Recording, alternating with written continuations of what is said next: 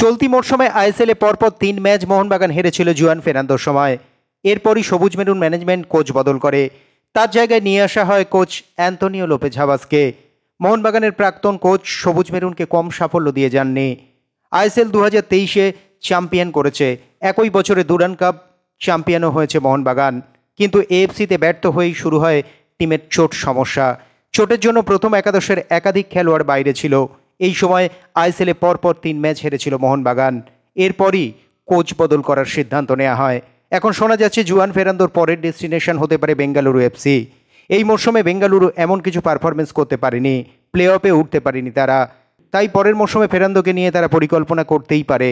অন্যদিকে শোনা যাচ্ছে মোহামেডান স্পোর্টিং তাদের 3 বিদেশিকে আইএসএলের জন্য রেখে দিচ্ছে, অ্যালেক্সিস, জোসেফ এবং কাসিমভ।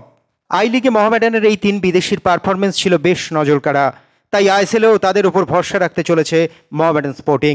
তাছাড়া শুধু এই 3 বিদেশিই নয়, মোহামেডান স্পোর্টিংয়ের কোচ থাকছেন চেরনিসভি।